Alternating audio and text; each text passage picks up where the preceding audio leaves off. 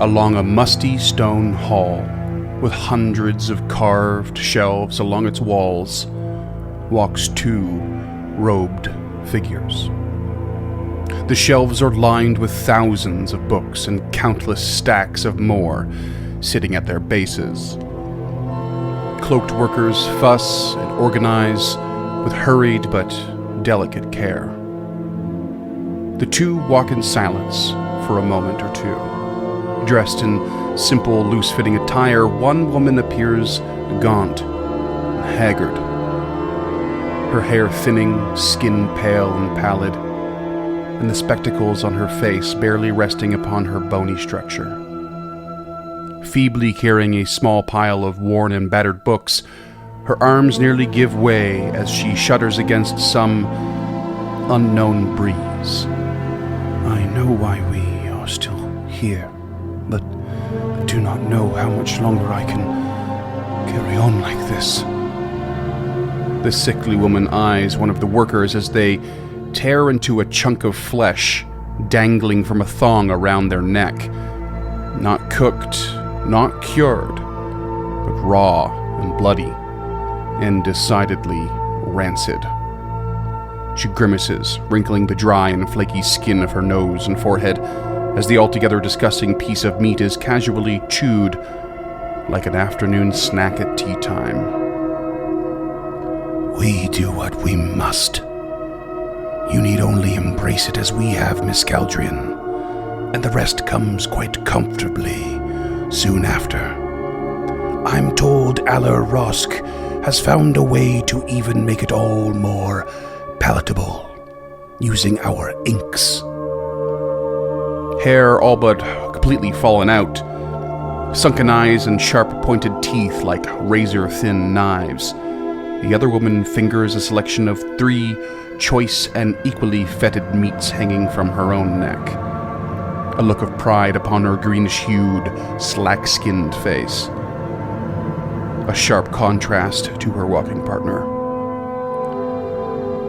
I will leave you here, the sickly woman says, stopping in front of a signed door that reads workroom in an odd script. I'm sure you have more important matters to attend to other than my continued conversion to these new ways.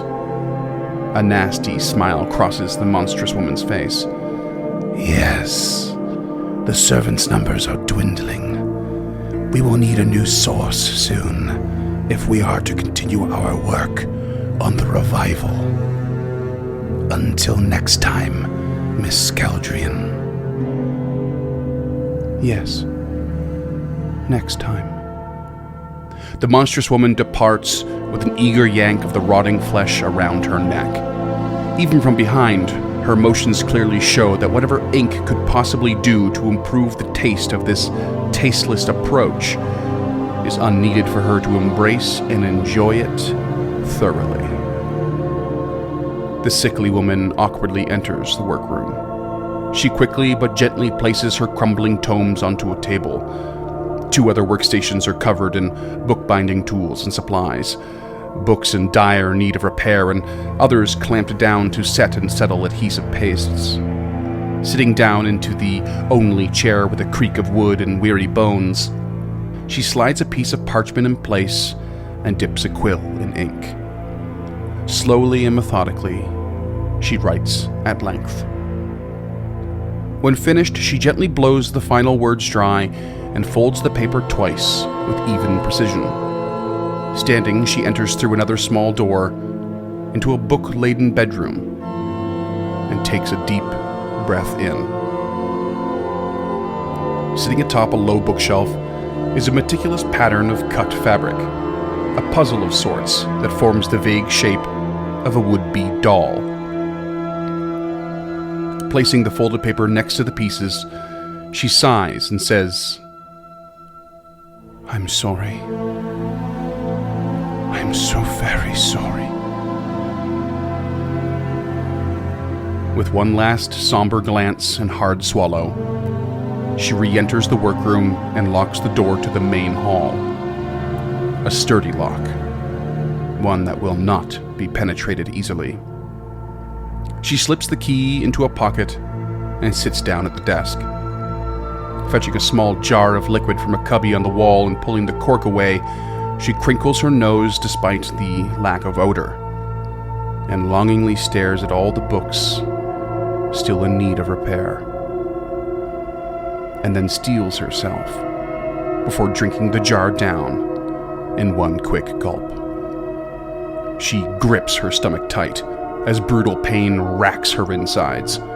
She hacks and coughs as if 1,000 needles that lay in wait suddenly lurched forward to pierce her lungs. Blood rushes forth and smears the desk. She falls from her seat and hits the floor with a pathetic thud, and more blood spews across the stone tiles as she curls tight around her abdomen and soils herself in a most undignified fashion. She gasps for screams, but only strained, rough wheezing breaks free. It's quick, but it is pure agony.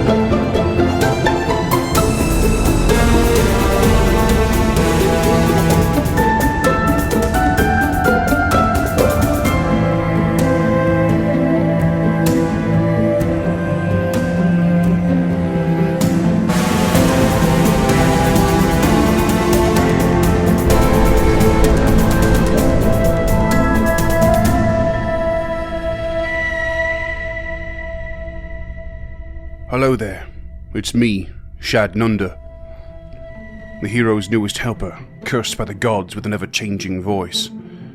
Most recently we defeated the Web Lurker, a self-proclaimed king of the Ghost City, a terrifying encounter in which new power manifested from Sage Tulok. The party, feeling cautious and curious, contemplated the repercussions of such a darkly power. Meanwhile, I discovered cleverly hidden items neath the table before we gathered ourselves for some tending of wounds and repairs. We followed the glowing green trail of a ghostly energy claiming to be Otari himself, and headed further down into levels below. Coming across a strange mist, we found ourselves facing down a shrouded creature with wicked tentacles within the dungeon fog. It harried us well, but was defeated in the end. And then we saw a glowing green light neath the doorway. Perhaps this Otari did indeed come this way. All right, fellas. I don't know if it's obvious yet, but we are definitely now into chapter 3. Oh, baby. How does it feel? How does it feel to be on the next step of this adventure? Scary. Feels like we have a level up in our future. Yeah. Level up. James is so thirsty for level ups. Yeah. Yeah, that's I'm with true. James on this one. We'll see. We'll see if I think you deserve it, you know? But I do have a question about level 2. So level 1 was the surface. Level 2 you've just completed, essentially. I mean, as far as you know.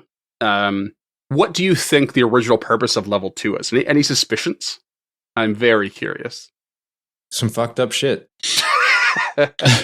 Entrance hall and guest quarters. Oh, okay. Entrance hall. So guest quarters. there's the long great hall that ends in a bathroom. Off to the side was what you would traditionally consider a great room. It had a large table, a fireplace, and drinking water within reach. I imagine the room everybody was trapped in, what used to be at one point was either a makeshift kitchen or pantry. And then off to the east of that map would have been servants' quarters, or probably more likely guest quarters, because they're close to the door, because you don't want anybody going too deep into this place. And there was a secret entrance right next to those quarters. So, somebody like whoever the previous owner could easily keep an eye on their guests if they were suspicious of them. Mm-hmm. And then there was the church, probably again 4 guests to the east of that. And then I would imagine escape tunnels would be the last stuff that we kind of found, where we found the Morlock King, because you would need a quick way out if something happened, especially for your guests, a back way to herd your guests out. But the opulent staircase in the great grand hall that led through leads me to believe that this is where probably Belcora would have received other nobility that she trusted, specifically because she let them downstairs. Mm-hmm. Yeah. Whereas the first level would have been all fortifications. So we saw the drawbridge, we saw the outhouse, we saw that it's in a fortified location. It's surrounded by a moat, essentially.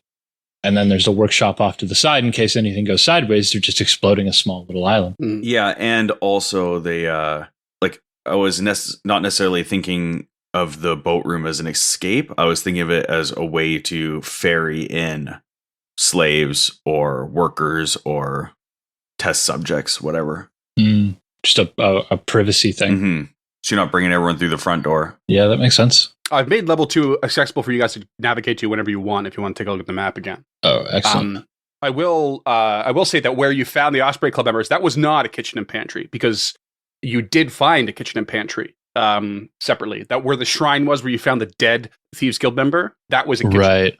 And right around the corner from there was a pantry. But you're right that those existed. And the processional hallway, it was specifically called, I remember saying a few times, processional.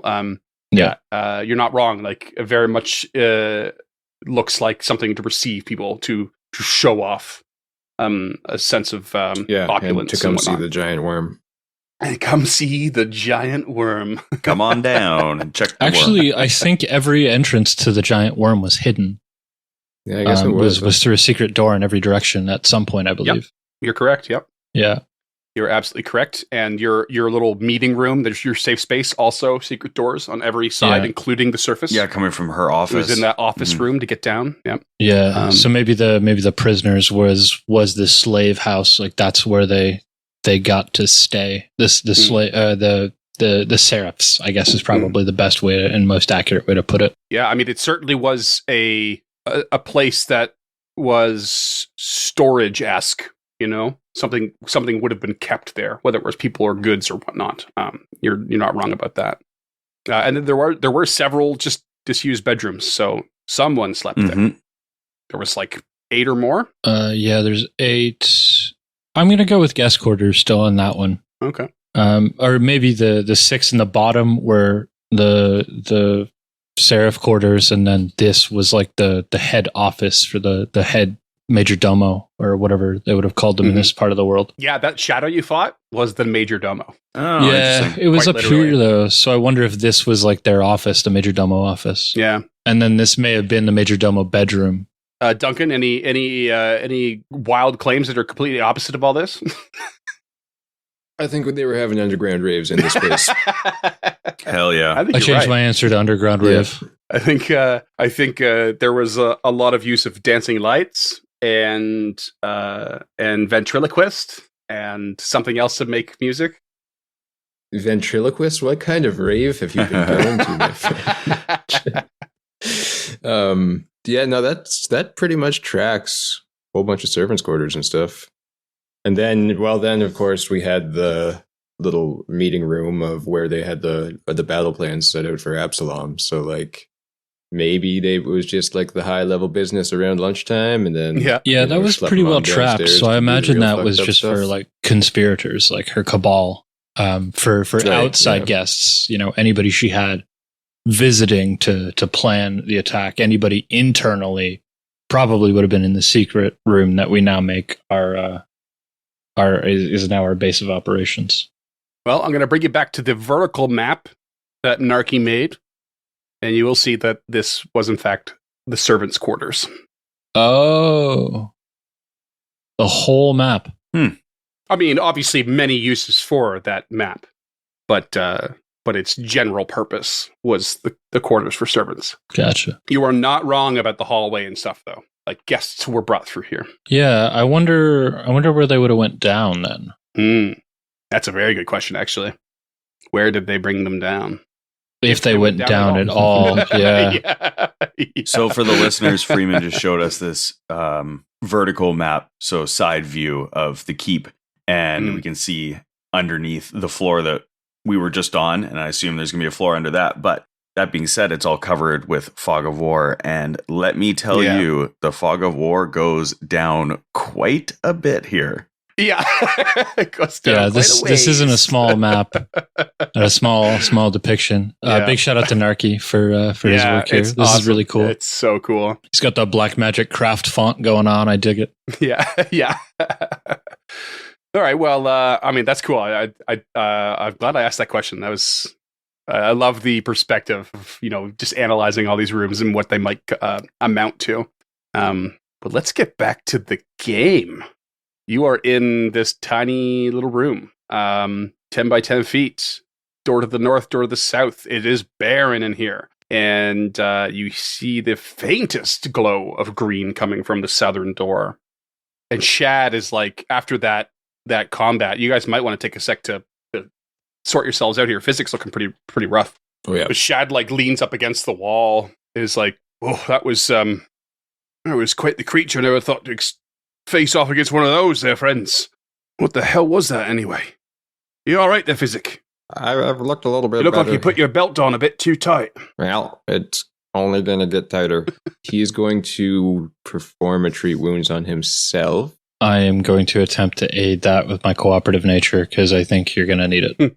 And just to note, I haven't done this yet, but on our last level up, I got the Godless Healing feat, and I didn't mention that. So, you didn't?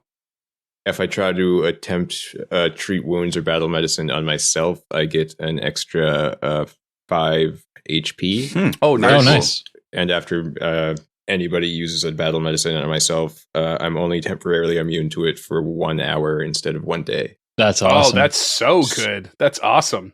I rolled a natural 20 to aid, so that's a 29. Okie dokie. I'm feeling pretty good about this one. You get a plus 2 to that? +2, yeah, to his treat wounds on himself. And I got a natural 20. Oh, nice. So I think I'm gonna coming be in all hot. right, yeah. You just loosen your belt. You're fully healed. He thought it was keeping all the blood in. Turns out it was keeping all the blood out. 22 HP back, so I'm only down by 1. But +5 to that? No? Did you not just say? Oh yeah, look at me remembering stuff like a big shot. The 27 back. I just got excited by actually rolling a natural 20 on one of those. I was That's awesome. so sure I was going to die. Still wasn't James' character, though. If you wanted to give me a quick treat wounds, no, I'll hold off, I think. Okay, and Tulok? Yeah, I'm down 6, so I could use a little. I will attempt to aid again. I got a 13, and that's not I going to do aid it then. with 19. Yeah. Bummer. No worries. Okay. I'll lay on hands on you, Tulok. That's 12 back. Okay, I'm good to go. And Thad's looking pretty good. I think he only took that sonic damage. Thad. Yeah, he's all right. Thad? Chad. Chad. Sorry, I was chewing at the time. I will take the defend action as is normal. Unless you guys want to go first, in which case she will scout from behind. No, Tulok is going to detect magic at the door, the southern door. Okay. What's the range on that again? 30 feet. Okay. Yeah, you detect magic. However, before you burst your way through, as you were, I'm making some executive decisions here for Shad's sake. Although, also, who's controlling Shad this time? I think it's Scott's up for this one. Oh boy! All right. You've played a rogue before. You should be fine. Yeah. Rapier, sneak attack. You get that sweet necklace for fainting now too. I know, listeners, it's 2 weeks later than the last time you heard from us, but I'm still hungover because it's still the same day. Just a peek behind the curtains. It's a 4-week hangover he's got going on here. Our next episode's an intervention. Yeah. As soon as you go back in town, Ren's like, we got to do something about this Tulok. So my executive decision here is that as you guys were sorting out your healing, Shad started like peeking around the room. and he rolled a sweet natural 20 and found a secret door Oh, on the western wall. Shad's a beast. I'm not going to do these much longer, just so you know. When you're healing, maybe think about putting Shad to work while you have him. Yep, good thinking. And I was actually gonna raise the DC based on the fact that I was doing it for you, but it's a natural 20, so I can't help myself. So yeah, there's a little secret door on the western side. Shad, what have you found over there? Oh, it seems to be, some door. I was leaning up against it, and when I popped myself up and looked around the room, moved about, I came back and I saw the stones had moved a bit. If we just give it a bit of a yank here, I think we can. And he pulls it open, and there's this tiny little alcove with a chest inside. Well, go on then, check for traps. Right. And he does. Gets another natural 20. Oh, wow. 10 finds nothing. Okay, and he pops open the chest, and there are 4 containers with liquid in them. Mm-hmm. 2 of which I've revealed immediately because Physic will know what they are. He has the formulas for them. There's a healing potion lesser and a Bravo's Brew lesser. Okay. Although I don't know if Bravo's Brew has come up yet, but I know you have the formula. Yeah, I haven't played it yet. Otherwise, Yeah, do you want to tell us about that there, Physic? The Bravo's Brew? What it is? Bravo's Brew, a flask of foaming beer grants courage. For the next hour after drinking this elixir, you gain a +1 item bonus to will saves and +2 when attempting will saves against fear. Nice. And I guess this will be a round of crafting checks for these here unusual liquids. no, actually. Magic checks, huh? Sorry, one of them will be crafting and one of them will be magic. The blue, there's a blue liquid and a purple liquid. The blue will be crafting. Okay. I'll roll for the blue. I will aid with a 19. Nice. I got a 20, so that's a 21. No. Oh, wow. Missed Be it. something fancy. Somebody want to take the magic, or does it matter? That should probably be Tulok now with his +10 to occult with the guidance. Ah, yes, guidance. I Yeah, you forgot. can just cast it on yourself and go to town, yeah. Yep. All right. So I will cast guidance on myself, and natural 1. Mm-mm. Chill. No idea. Okay, I will attempt a religion. 12. No dice. Okay. Because they're not on point to start. Hope no one's thirsty, because I don't know what the fuck this thing is. There's no rules for dipping your finger in these, eh? Not that I know of. I don't think so. But even then, if it was a plus, it'd probably give you a +1 at best, and you're still not even Yeah. close. So yeah. All right. Well, Physic, you want to hold on to those? Yeah, and there's 2 of those Bravo's Brews and 2 lesser healing potions. Did you want either one of those there, Tulok? Oh yeah, I'll grab one of the. I'll take one of the healing potions if everyone's cool with that. Yeah, Yeah, I boy. still have one in my inventory. And I will take my focus point back because I'm sure that took us about 10 minutes. All right, and Shad is going to move to the southernmost door while they're kind of figuring all that out and listen behind. Okay. And he hears nothing. Quiet as can be. And he's going to search for traps. Okay. Also, nothing.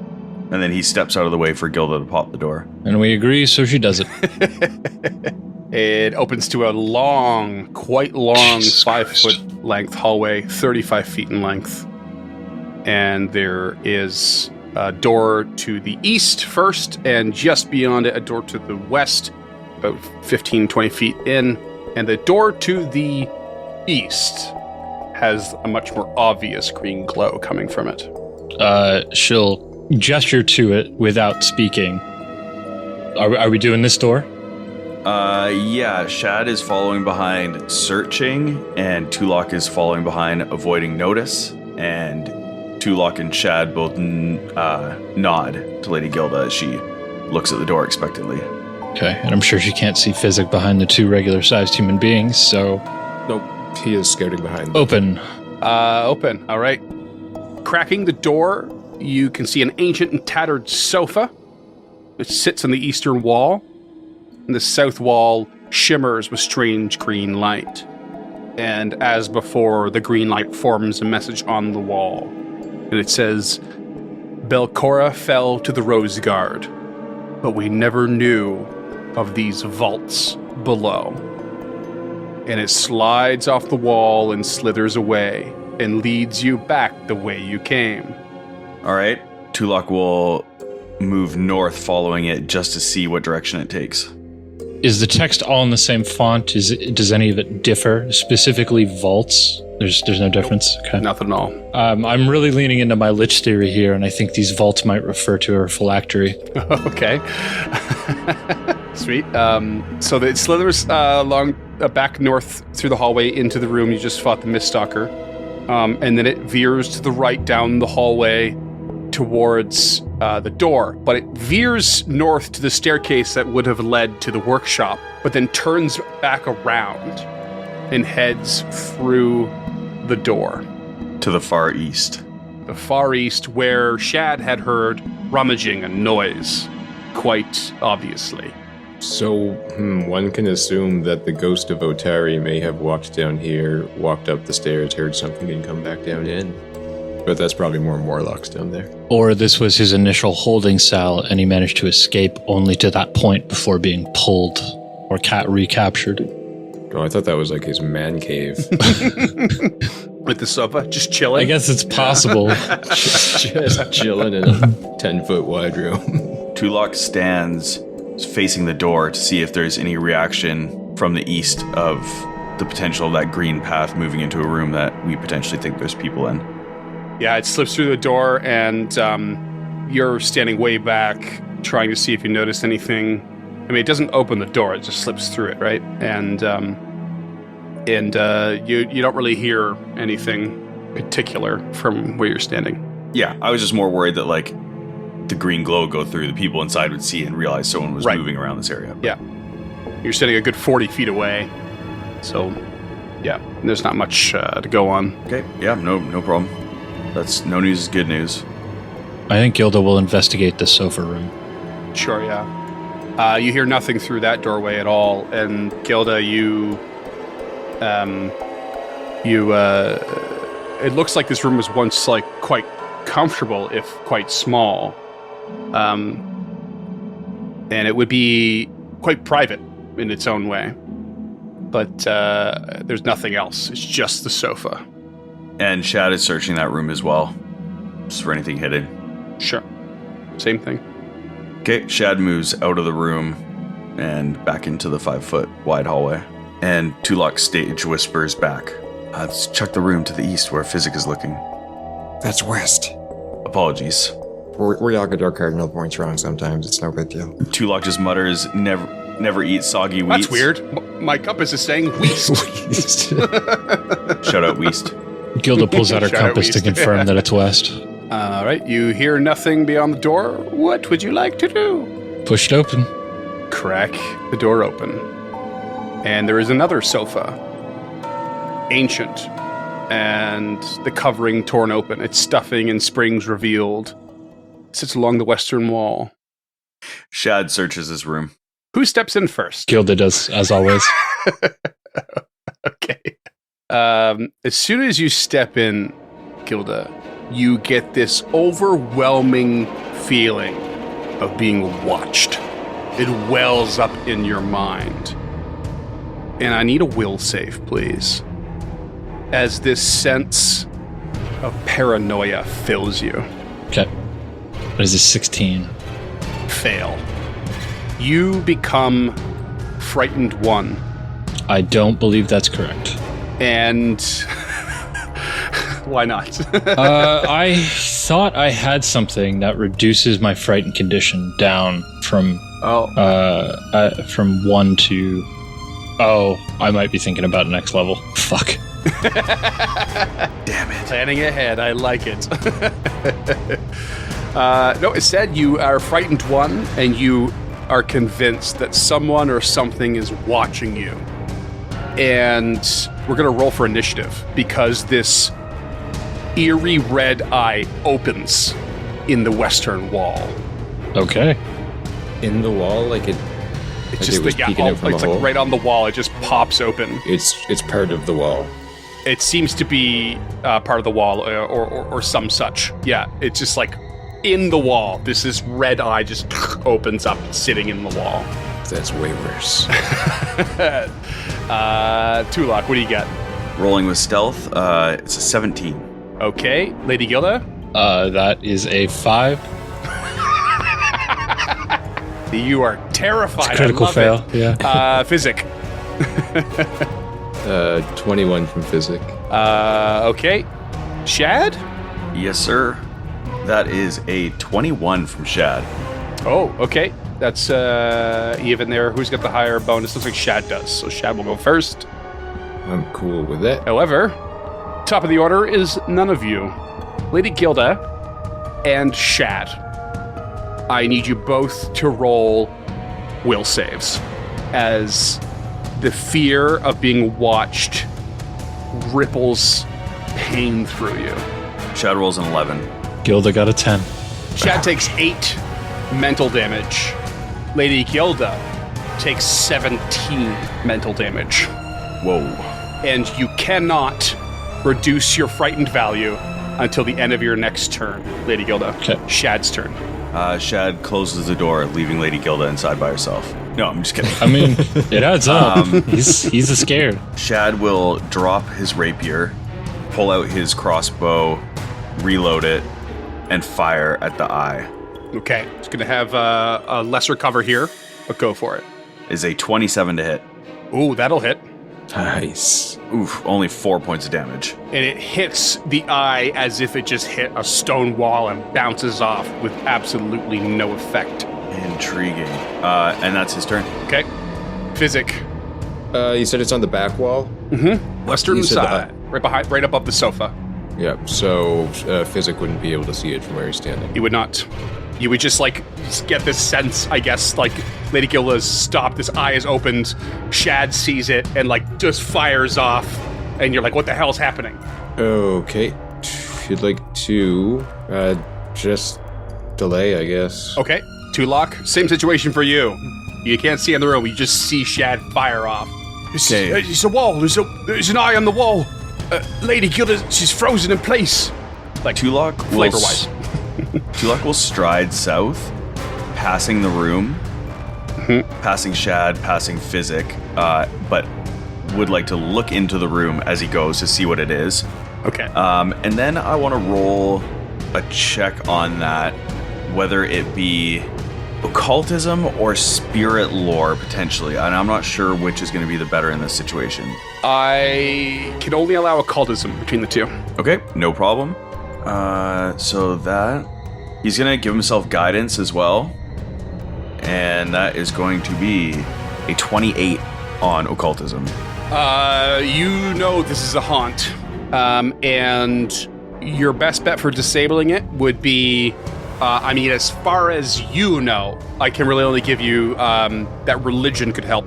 There might be more checks, but you might be able to, religion might be able to ward against the effect of a haunt. And especially in this case. Okay, so before his turn ends, he yells back to them, "There's some sort of witchcraft here. I believe it's a haunt.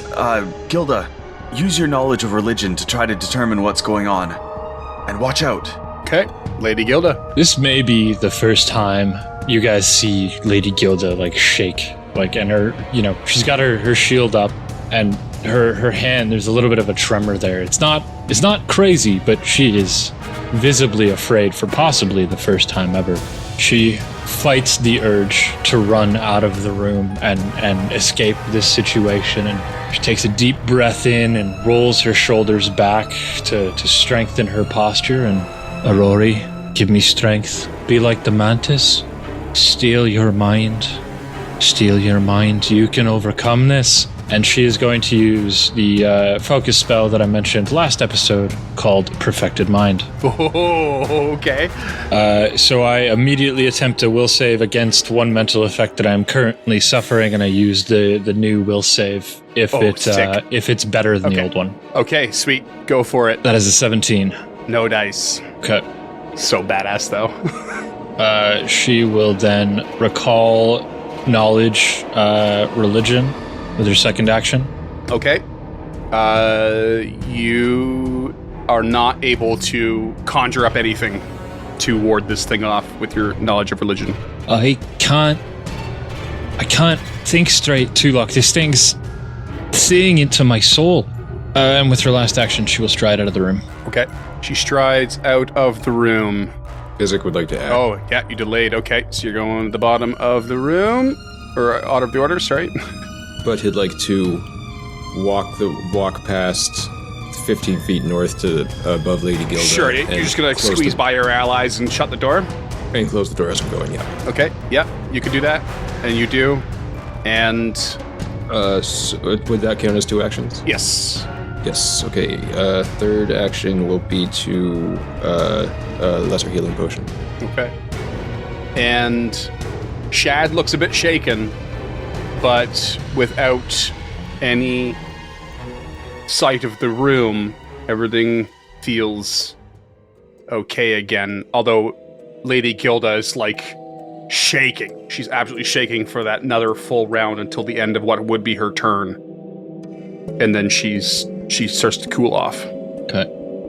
Once that frightened condition leaves, this like tremble of fear is replaced with this white-knuckled grip on her hands because she is angry that she failed Aurori here and could not steal her mind.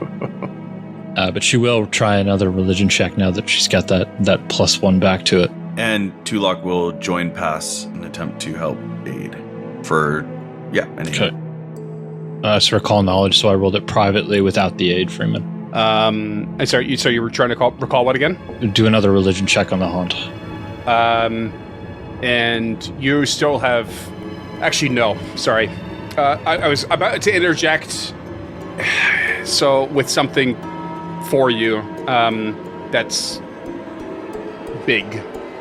And I don't know if I should just put it to use now or... oh, man, I'm so torn right here.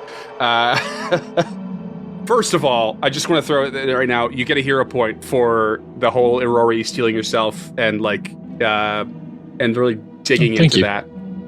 Second of all, you get a minor boon from Aurori for doing it. Oh.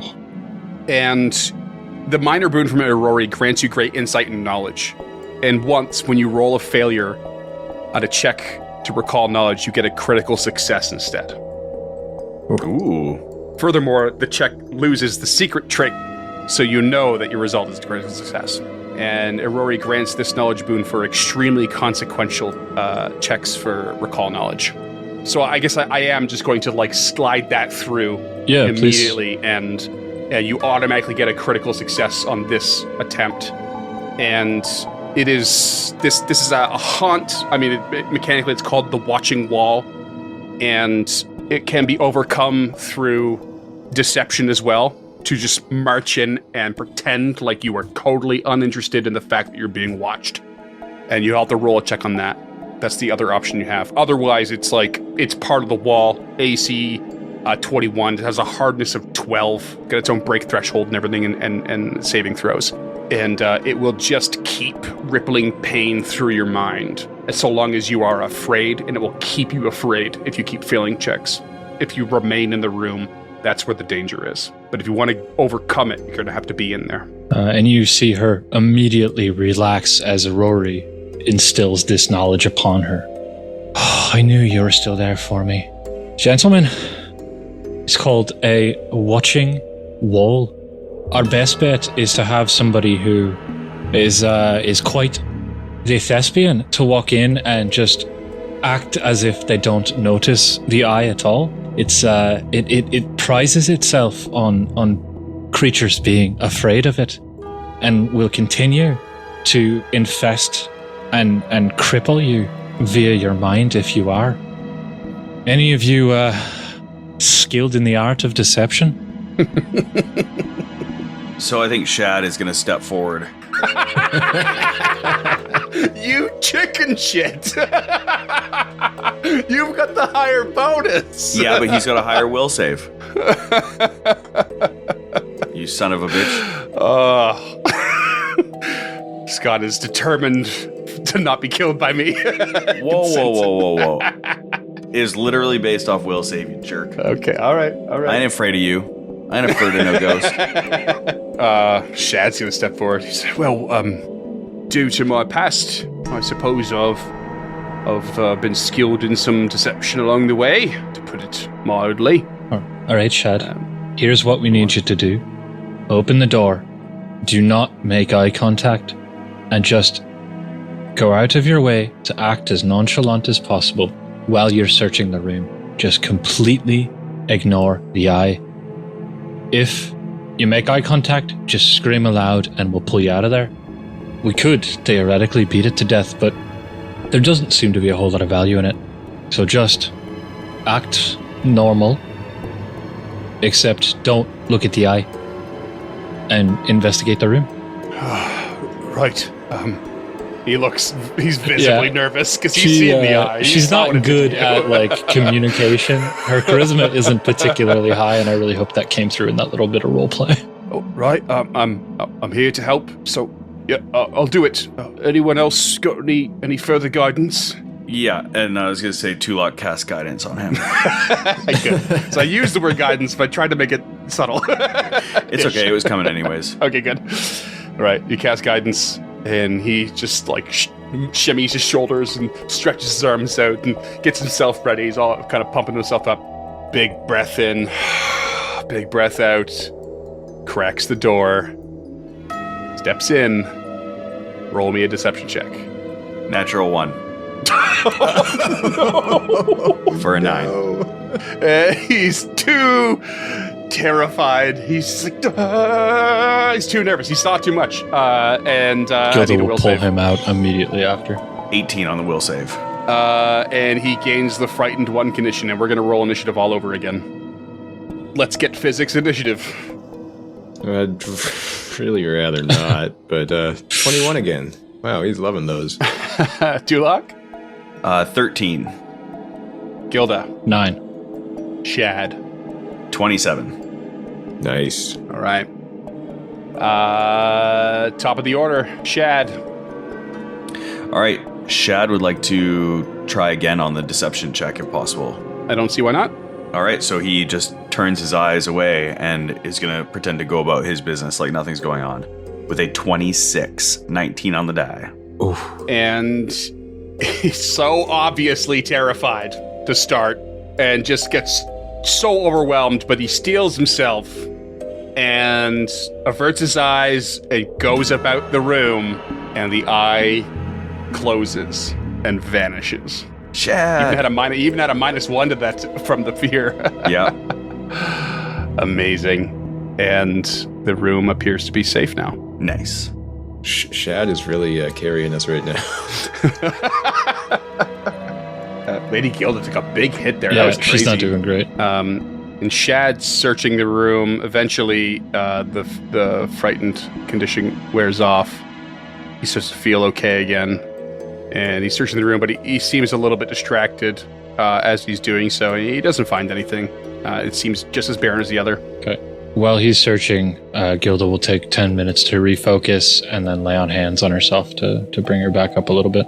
Shad walks out of the room, and Tulok passes him and enters, and he just has a second look as well. And at the wall where the eye was, just because he's wondering, about it and its magic, and then also just looks around the room while he's in there.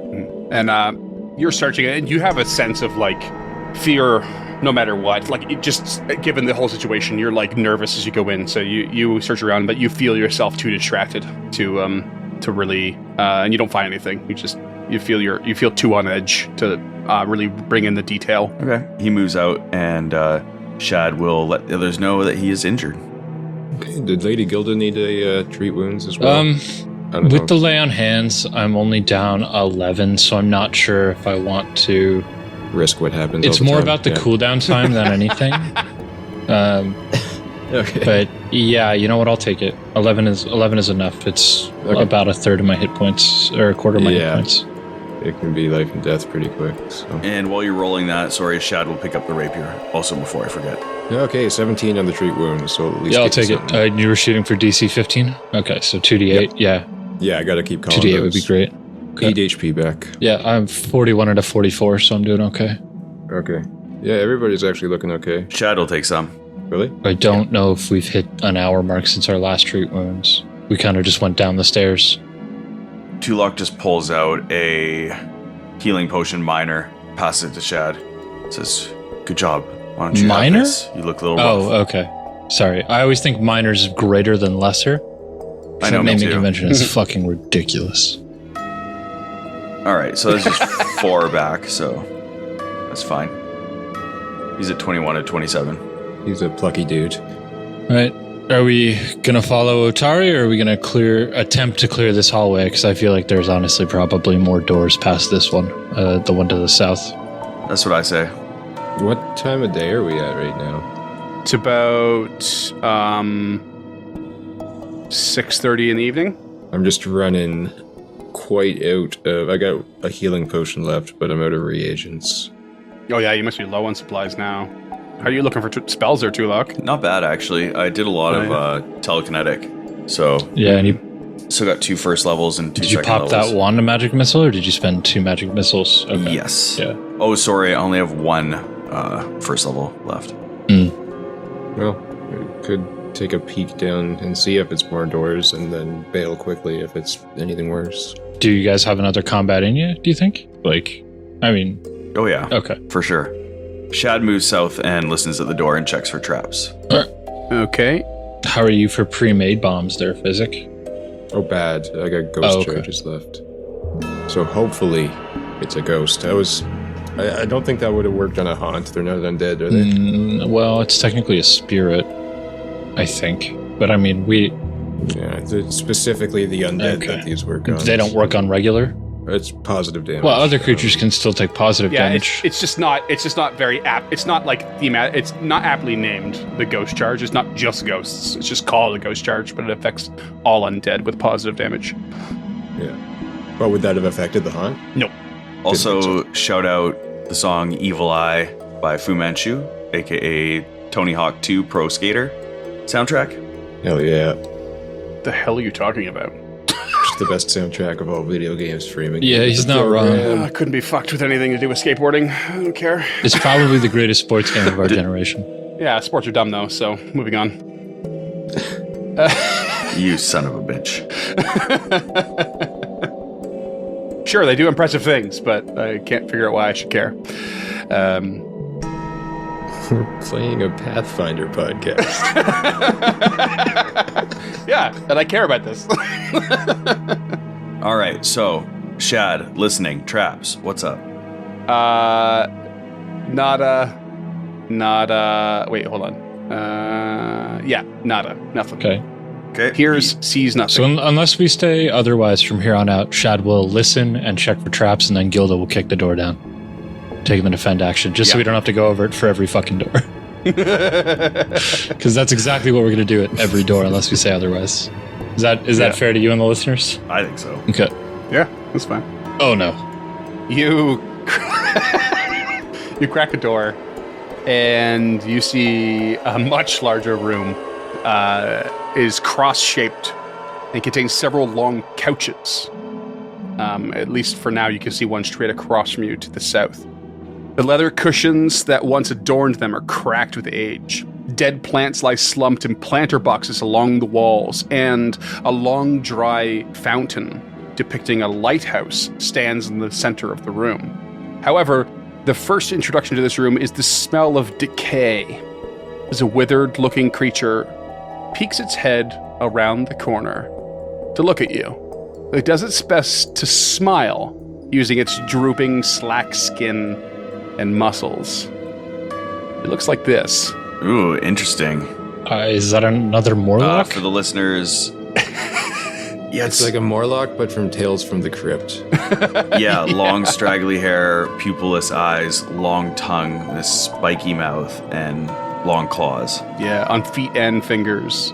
Yeah. with a little. It looks loincloth. like it's falling apart a bit. And it just says, Hello there. How are you? My name is Ograil. In common. in common. Well, Gilda's at the front. You have fun. Hello there, Ograil? Agrail? Ograil. Nice to meet you. The pleasure is all ours. Is this a garden? It used to be... I don't remember. She will step into the room. So you've been here for a while then? Yes.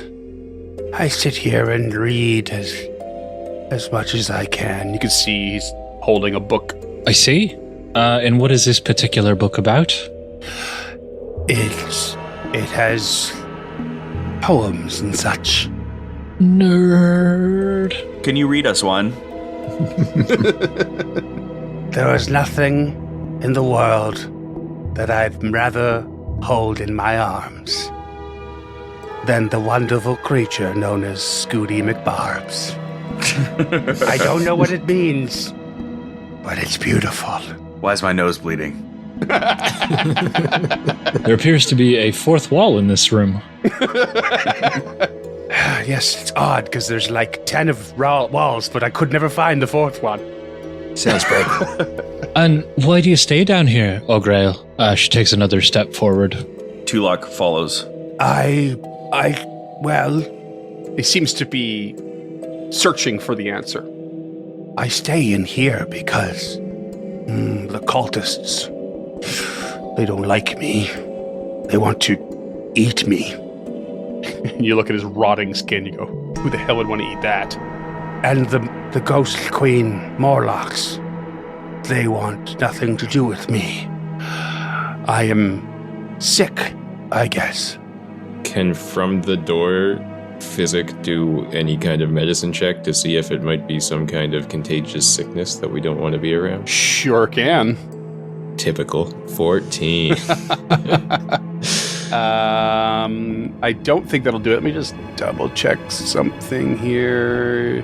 No, it's not quite going to do it. He's not looking too good. I think you might be safe from the Morlocks at this point, but my friend Tulok here, he might be able to help you out with some more books, or he's got a reading list, actually, I think, that I wonder if you might be able to help us out with. His like really weird like white eyes, just like the Morlocks. Someone called it earlier. Kind of widen even more. Why will I be safe? Did something happen to Grolgust? He spits on the ground. Well, I mean, we kind of happened to Grolgus. He wasn't a big fan of us, so we knocked him and his kind out and left them upstairs unconscious for the time. Is not dead. And Tulok kind of sheepishly looks at Lady Gilda. And then back at Ogrel and says, "You won't be hearing from them anytime soon. I can promise you that." Shad in the back. Yeah, I took care of him. Worry not. Physics just like... And then Tulok says, "Are you at odds with them? And what of these cultists? No, I'm getting ahead of myself. Have you read these books before?" And he produces the list. It says, "What the Worm Knows, Grave Feasts, and Secrets of the Skull." I do not know them, no. But if Grolgust is dead, and you killed him, well then, you are a friend of mine. He looks pretty damn happy about it. We should probably confirm that Grolgus is the one that was upstairs. I don't remember as a player. Yeah, it was him. He was He the said king his of the own name Morlocks. to you, and you're the only one who Yeah. understood. Yeah. Okay, great. Now, since we are friends, who are these cultists you speak of? They call themselves the Cult of the Canker. We Ghost Queen Morlocks ruled this library, and they drove us out. But they got me with their sickness, and, well, I was abandoned. Oh, and all I want now is to read in peace and be rid of all those Ghost Queen traitors. We may have done that already. How long ago did these cultists come into your library? I don't remember. It's been foggy in my head ever since I became sick. I just want more in my mind. So I want to read. I want to fill my mind with things again. That seems like a noble task. Lady Gilda, roll me a religion. Oui, chef. That is, yet again, a 3 on the die for an 8. Never mind. Yeah, Foundry goes on these weird streaks for me. Most of them are bad, but every now and again, I'll roll a 20 and it'll make up for it. Can I roll a religion check as I'm in there with him? Sure. You like Her. yeah. I won't disallow it. It is a 20. Okay. You know this is an undead creature in front of you based on its decaying skin. And you have some insight from your ability to animate dead. Although it's like this innate insight, you don't know where it's come from. But this would be the equivalent of a ghoul. This creature has been affected by ghoul fever. So is your library to the east here, through that door? No, that door leads towards the surface. That's where the Ghost Queen Morlocks went. Is there anything that you need? As we're friends now, can we help you with anything? I just wish to read and feast on the undead flesh of the cult. So the cult is undead. They are like me, sick and spreading their sick. I would see them down and destroyed, and I will aid you if you seek this as well. We do. We are here to rid this land of corruption. Your home could be returned to you, and you could continue reading. Then consider me ally. And in what way can you help us? I have strength, and I have swiftness. Would you allow our friend Physic to take a look at you, inspect your sickness just so we know what we're dealing with? Yes, of course. Physic will walk in the room, having already tried to take a look and just being a little bit weirded out at the moment. Gilda will aid you this time, though. It's a religion? Or No, you can roll a medicine on this. yeah, I got Nice. a 20. Yeah, so ghoul fever has run through this creature to the point of no return. Ghouls spread it. As Tulok would have understood from his check here, through attacking and whatnot, through bites and stuff. Like a werewolf. And once you're infected, it's a day upon day upon day process. But if you are subject to it and do not manage to pull through, you will die and rise again as a ghoul. And that's what this creature has gone through. So yeah, this is what you might face coming up. But Okay. this creature Augrael is going to join you in combat. And he's controlled by me. Okay. Well, I'm sorry for what happened to you, and I'm sorry that you had to stick around so long, but we appreciate the help that you can give us. Just don't bite I us. don't bite and tell. Boo. Do you know these passages well? James looks thoroughly confused. Do you know these passages well, Augrael? Can you guide us through it to these cultists that you want dealt with? I only know they're in the main hall, north and then to east. But my memory is too foggy to know the rest. I just know where not to go. Have you seen the green light that walks down that hallway? Do you know what it's doing? No, I never engaged with it. I've just been here trying to sit in peace, reading my poems. Could you read us a second poem from your book?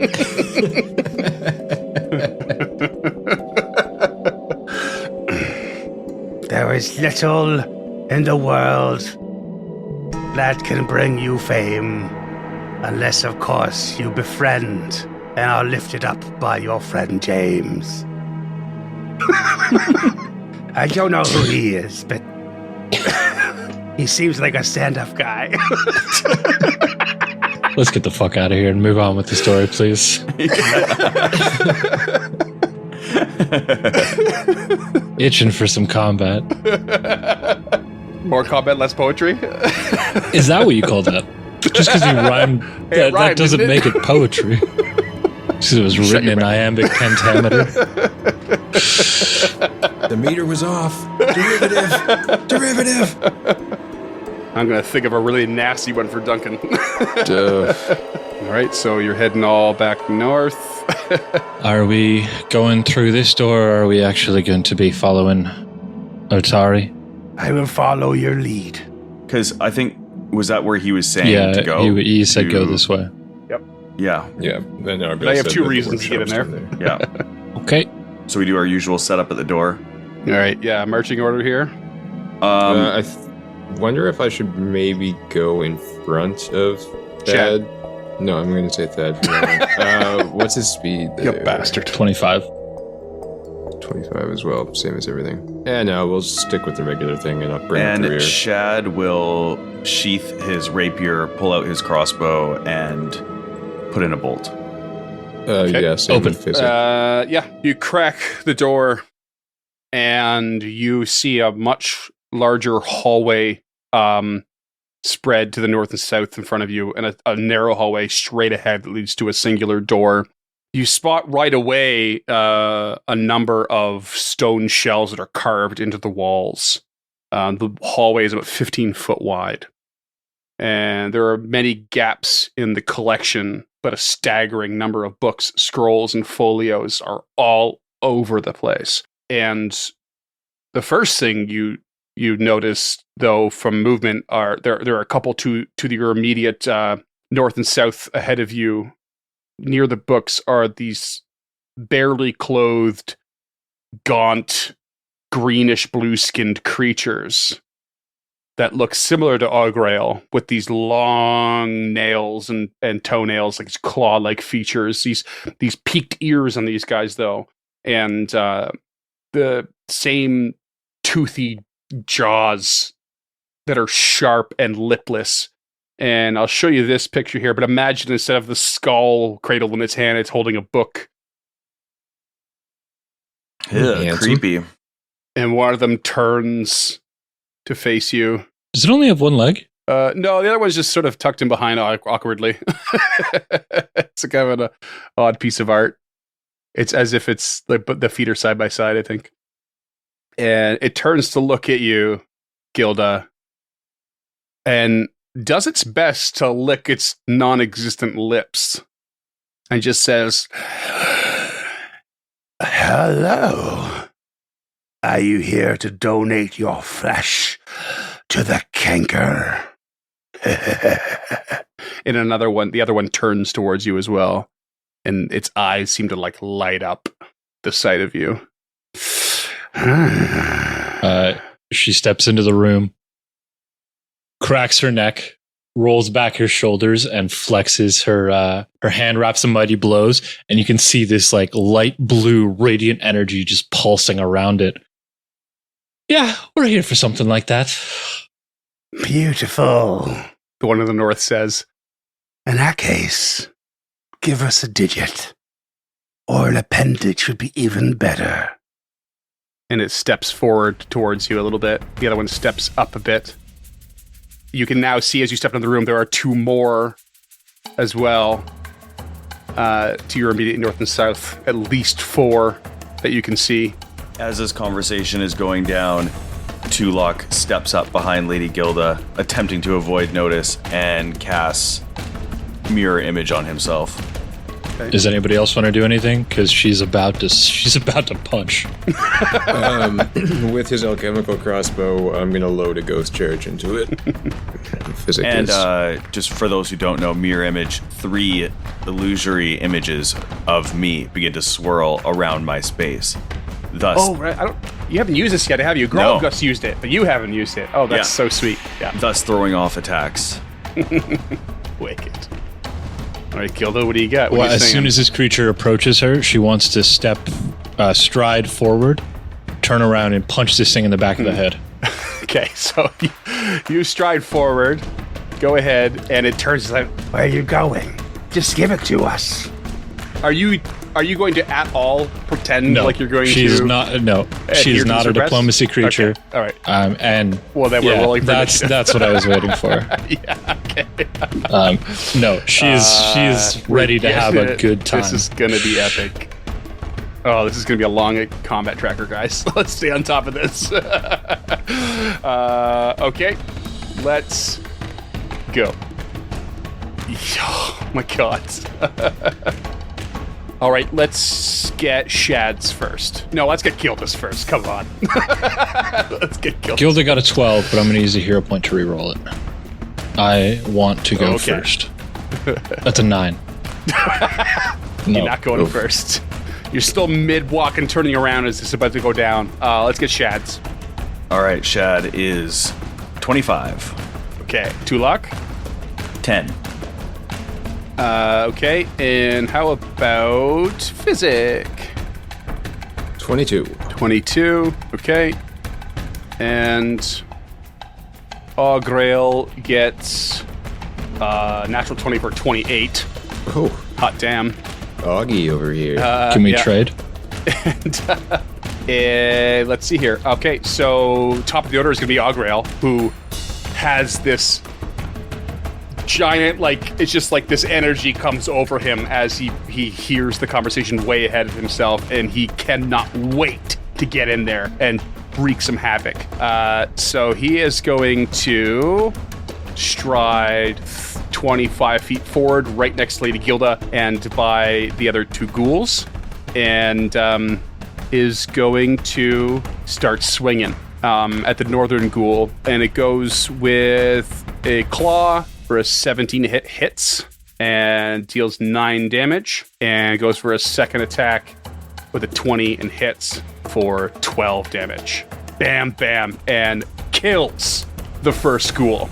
Just like leaps on him and just starts clawing it down, ripping flesh off of its body. The ghoul to the farthest south is going to run up towards Augrail and Lady Gilda, and is going to attack Lady Gilda with a, let's see here. We'll go claw to start. 19 to hit. Nope. And then tries to bite you with another 19 to hit. No, sir. Okay, and Shad's turn. Shad will stride into the room and then move south with his full complement of his movement, and then take a shot with the crossbow at the southern ghoul Okay, with a 19 to hit, that hits. 3 points of damage, Okay. and with his last action, he will reload. Okay, Physic.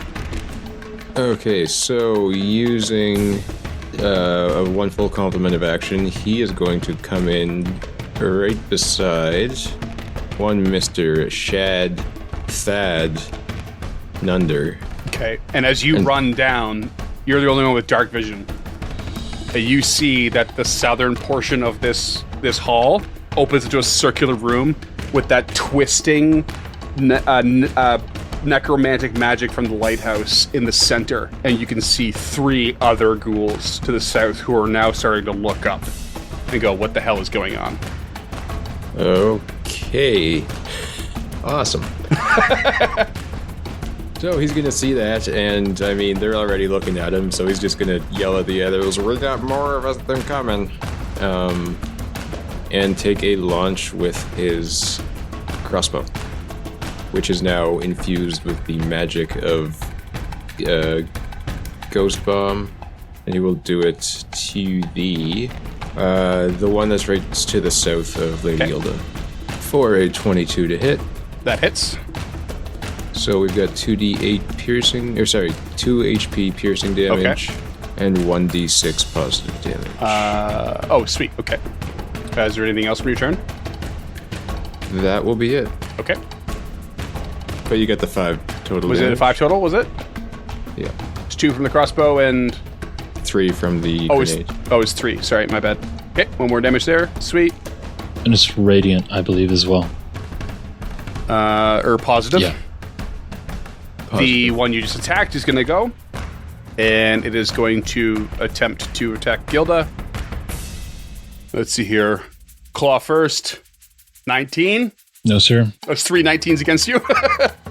Claw again. Miss. Jaw, miss. Oh, so bad. Rolling so bad. The northern ghoul is going to run down towards Augrail and flank, attacking with its claw with a 23 to hit. That's I'm going to use my hit. retributive strike. Okay. So he will get a +5 DR against it. and it completely blocks all the damage. That would be a 28 to hit on my retaliation strike. God, that's a crit. That is 26. Is my disrupting damage doubled as well? Oh my god, yes. Oh, Okay, so that's 26 bludgeoning and 8 radiant, or positive. Well, describe to me how you turn this thing to dust. She was ready. Like, she's got her shield up on the left, and she sees this thing run in at Ogro. She just sticks her arm up, smacks its hands down, and then just hits it with the back of her palm. So good. Oh my god. That ripped it up. That was awesome.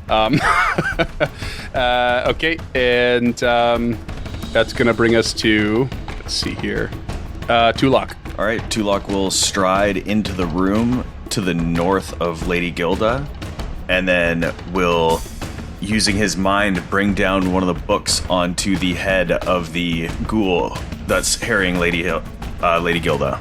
Okay. And that is going to be a 16 to hit. That is a hit. All right. For 9 points of damage. Okay. Decent hit. And that's his turn. You're in the room, cast it, and Lady Gilda. Which one have they been attacking? Physic and Tulok? The one that directly south of you. Okay, they both attacked that one? Okay. Yeah. First action, she will strike out at the one they have not been attacking. That is an 11 to hit. That's a miss. Okay, she will strike out again with a 16. That hits. That is 13 points of regular damage and 3 Describe points your of kill. positive. She's just like holding her shield up and then just, takes a swing, makes a haymaker at this thing, comes past it, pulls back, and then just palm strikes it right in the throat. And then shrugs her shoulders like she meant to fake it out and then punch it. Yeah. And then there's beautiful. one last one, which I'm going to do what I shouldn't do. And I'm going to go with the -8 and see what happens here. Okay. That is a natural 20 for a 21. Oh, baby. Oh, Hell yeah. Oh my god. High risk, high reward, baby. That's a crit. So that is 16 points of bludgeoning and 6 points of positive energy. And she is just having the Dead. time of her life. Like, I don't think you guys have ever seen her smile and laugh like this. Like, she's been waiting for this since she left the war. So dead. That's outrageous. yeah, that was huge. Holy crap. Okay, top of the round, Augrael's turn, who is just like looking all over the place, like, and he spends an action grabbing the one that came at him, and you totally fucked up, Lady Gilda, and he grabs the corpse and just pulls up its arm and just bites a big chunk out of it and rips some of the flesh out, and just like, and with it still chewing in his mouth and this rotten blood running down its chin, he starts to run south towards the other ghouls. Ogra, be careful down there. And he can't stop himself. He just runs towards the one to the east, and that's all of his actions. He's nothing if not motivated. Shad's up. All right, so Shad is going to train his crossbow on the ghoul that Augrael is next to and loose a shot. 27 to hit. That's a crit. Hell yeah. 10 points of damage, not too good, but we'll take it. Okay. And he'll reload for his second action and then fire again for a 15 to hit. That's a miss. All right, and that is his turn. Wicked. Physic. Okay, gotta use up this ghost charge. Well, I've got it. So, he will stride forward 15 feet, so he's not quite into the room yet. Oh, is one of these not one of these here ghoulie boys? Yeah, seeing a you third stride trait. down. You notice one of them's wearing robes, is a little more clothed than the others, and has this necklace of decaying flesh around its neck. Cute. Still a ghoul, though. Yeah, looks a bit like this. Oh, that's awesome Whoa, art. cool. I love that. Oh.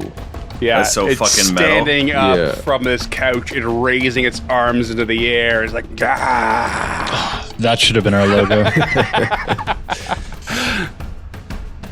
Well, I'd say this guy needs a crossbow bolt full of ghost bomb on it. Takes a shot for 25 to hit. That hits. Okay, so 4 piercing damage, Okay, and 3 positive damage. perfect. All right, so that's Physic's turn. That's physics turn. Okay, that creature is going to now act. It looks at you. How far away are you? 30 feet. Perfect. Perfect. I need you to roll me a will save, please. Will he or won't he? 19. 19. That's a fail. Oh no, that is such a high DC. You're gonna take 5 mental damage and 1d4 persistent mental damage. And you're also sickened 1 Oof. as phantom pain racks your body. Okay. So we've got some experience with sickened, especially in Samal's days. Yeah, basically, your fortitude stuff is reduced. I think it is. Oh no, sorry.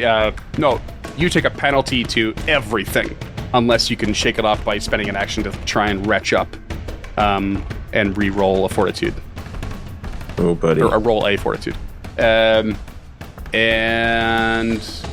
And then this creature is going to move towards the center of the room to get a little more line of sight. Sorry, do I roll the persistent mental on that? No, it's or- that's on your turn. Okay. The now southernmost ghoul is going to start running up. We'll say he runs up towards Shad. It's going to take him 2 actions, and then he's going to attack with its jaws for a 22 to hit. 22, that is a hit. He's going to take 4 piercing damage, Yep. and I need 2 separate fortitude saves. Oh, shit. Natural 1. Oh no. Okay, Oh, no. and the next one. 17. Okay. Okay, so Shad takes 9 negative damage and will, from here on out, only regain half as many hit points when healed until you can sort whatever's happening to him. But he gets bit in the neck and his life force has to be sucked, and he just buckles. His knees start to buckle under this immediate effect. However, the other one was a save, so nothing else happens. The ghoul next to Augrail is going to retaliate against him and attack with a 21 to hit, which hits, dealing 3 slashing damage. Misses again with the next attack and misses with a bite. Tulok. All right, so Tulok is going to pluck the small bead off of his new necklace, and he throws the bead 55 feet in the distance to the cultist, and will attack with a 4d6 fireball. Oh my god. Okay. What's the Buddy. radius in the fireball? Is it a certain amount, or is it just like an individual attack? It doesn't say. Okay, then it's probably just individual. Because it's not like the actual fireball spell, right? Yeah, and it's so there's a reflex save of 21. Okay. Which I assume is it a basic reflex save? Yes. Yeah, it would be. Okay. All right. Reflex save. 20. 15 points of damage. Oh, big hit. Okay. Awesome. All right, and so that is just going. That's a single action, isn't it? That's It's a so single OP. action, yeah, and then I love it. so he is going to then use telekinetic projectile to fling a book at the ghoul that's harrying Shad there. Okay. And that's going to be an 18 to hit. That hits. For 13 points of damage. Okay. Big hit. Nice. Lady Gilda. Gilda will move her full complement, so she's just behind this ghoul. She cannot flank with Shad on that single move, but she will attempt to strike this thing. That is a 22 to hit. That's a hit. 13 points of damage and 2 points of positive. Describe your kill again. She's like, her next action is going to be another stride. So she's like running by, gut punches this thing, and then keeps on moving. So she's within melee range of this cultist. So she doesn't even slow her stride. Nice. Okay. Top the round with Augrail, who's going to continue his assault on the ghoul next to him. He's going to claw, and jaw. The jaw hits and one of the claws hit. And he destroys the creature and just starts ripping it apart and eating its viscera and flesh and just creating a massive, disgusting display. Doesn't give it double ghoul fever. It does not. Shad's up. All right, Shad will stride diagonally to the south so that he is under or to the south of Physic. Will reload his crossbow and take a shot at the cultist. I have a quick question for you, Scott. Yes. How can you say diagonally and not tentacular? I don't know, man. Get the fuck out of here. Because, I mean, one of them usually has a lot more bearing on your life. yeah, that. That's fair. Unless you're fucking Captain Nemo over here. So he takes a shot with the crossbow and it misses, striking the wall Okay. behind the cultist. Maybe he's No an dice. outdoor enthusiast. Tentacular. Physic, you're up. Oh, thank God. First action will be to reload the crossbow once more. Second action to shoot it at the cultist for a 19 to That hit. hits. That's a beat to beat, actually. Yeah, well, suck it, burn. 8 points of piercing. Do you have one more ghost charge left in there? Yep, last one at 2 positive Okay. damage. And then he will try to throw Okay. up. Roll me a fortitude. 19. No dice. Gross. So that'll be my 1d4 mental damage. Yeah, it's going to be 1 damage. And there should be a button there for you to click for your recovery check. I've applied the 1 damage already. Okay. 11 on the recovery. Failure. check. Fun. And it comes back to the cultist, who steps into the center of the room Shit. where the twisting vortex of necromantic energy is, Oh, it's going to heal him, isn't it? and just lifts its arms in the air, and you can see it being revivified. And then it also grabs a piece of the flesh off its necklace and chomps into it, also reinvigorating it. And then it attacks Lady Gilda with its jaws with a 16 to hit. No, sir. Tulok. Tulok, while still quite a bit of a distance up the hallway here, is just going to see this cultist being revivified here and just launches 3 magic missiles down at him. Oh boy. There's a 5, a 5, and a 4 for 14 points of damage. Nice. Just double checking. Do you have the range on that? Or Yes. I think I can. Okay, you do. It's I assume you 120. did, but oh, fuck, Jesus. Okay. 5, a 5, and a 4. Nice.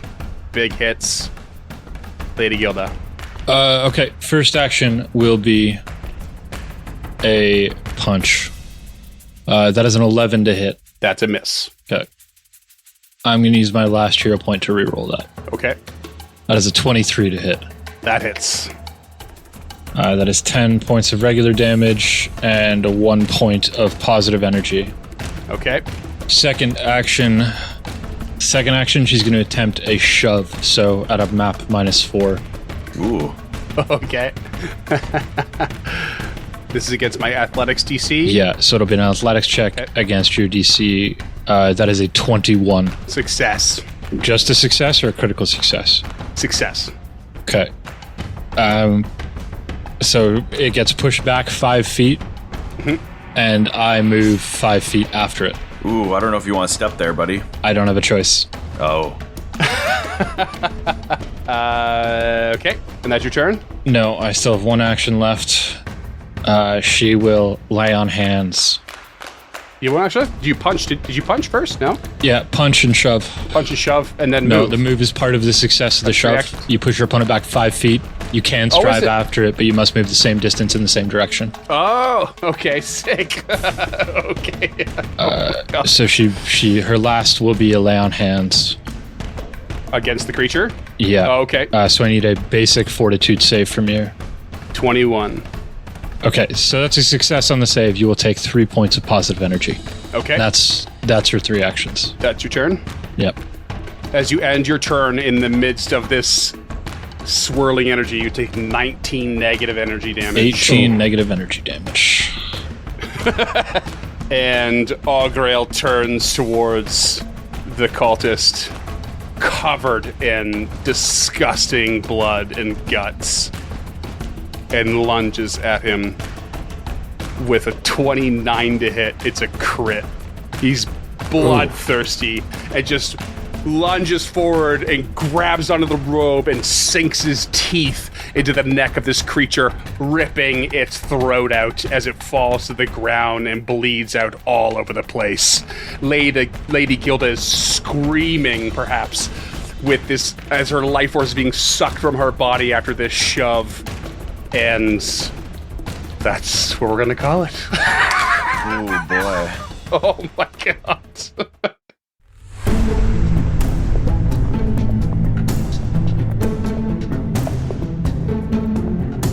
Stemming the Tide is an actual play podcast of the Adventure Path Abomination Vaults and is produced by the Uncharted North Network. Stemming the Tide uses trademarks and/or copyrights owned by Paizo Inc., used under Paizo's community use policy. We are expressly prohibited from charging you to use or access this content. Stemming the Tide is not published, endorsed, or specifically approved by Paizo. For more information about Paizo Inc. and Paizo products, visit paizo.com. Music is composed by Will Savino and artwork by Greyhood. Stemming the Tide is recorded remotely using Foundry Virtual Tabletop. If you wish to connect with us or support this project and projects to come, we can be found at unchartednorth.ca, patreon.com/unchartednorth, and on all major social media platforms. Links to all credits can be found in the episode description and our website. Thanks for tuning in.